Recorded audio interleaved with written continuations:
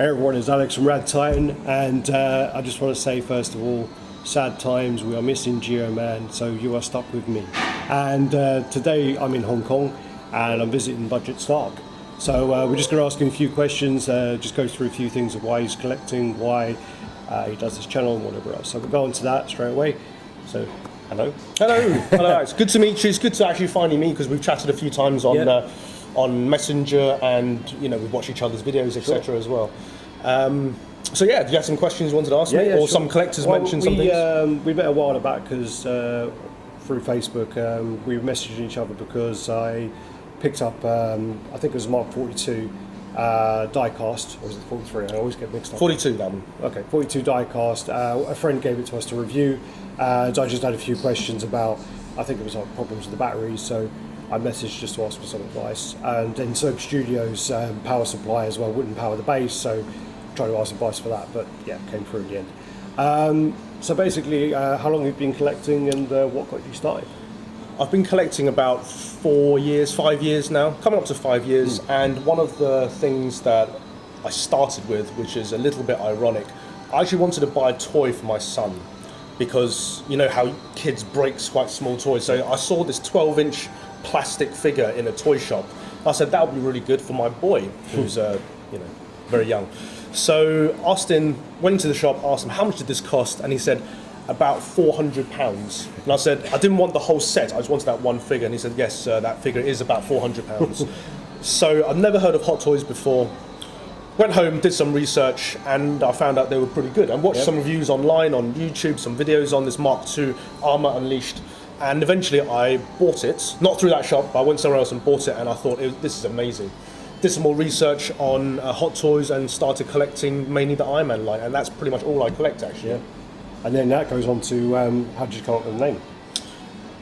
That name was actually given to me by a fellow collector over in Europe. His name is Diffuse and L, and I'll call him Matt, because I will murder his first name.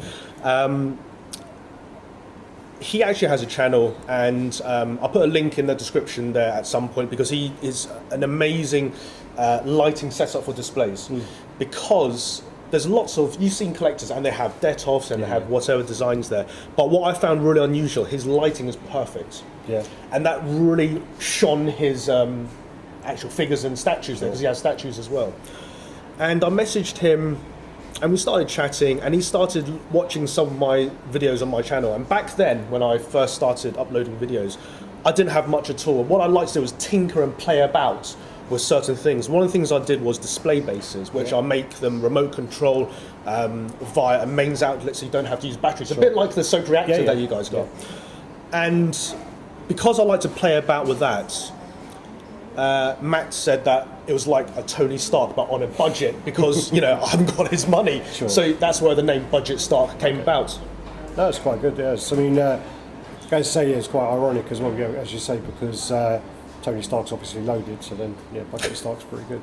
I was just going to say as well, because it is quite funny that collectors spend thousands or tens of thousands of pounds on their collection, and then they go to IKEA and buy detofs for £40, or buy the Bestas, or buy they buy those really cheap displays. Yeah. And I always find that really funny, but I'm guilty of that as well. I have to say that even if the display cabinet is not amazing, or just a standard something you buy from IKEA or a furniture store, that's fine. If you spend any money, spend it on the lighting. Yeah. The lighting is so fundamental for bringing out the hours of hard work from the painters and the sculptors, that the lighting will have a huge impact on how the actual display and your collection looks. Also, try not to cram so much in your collection, because generally if you put too much into that display cabinet, you lose the detail. You can't see the fine detail and the intricate paint apps. On the other side, it can work if you do like a diorama setup of a team, or I agree with that. Actually, it can work in that way. But as you say with the lighting, I mean, just something. I've got cheap lighting. I've got IKEA lighting, and I bought 2 sets of lights at different times. I didn't realise that one was warm and one was white, and the difference when you look at them is actually really different. I mean, the warm set makes the paint look quite dull, and when you put the white on there, it makes it look a lot better. So I was really surprised with that, and that's such a subtle difference. Just It does make a difference. I 100% agree. I actually prefer the brilliant whites. It's a cleaner feel about it, and it doesn't distort the actual paint app as you would see it. Because it's slightly yellowish, it can change actually the tinge and the paint app look.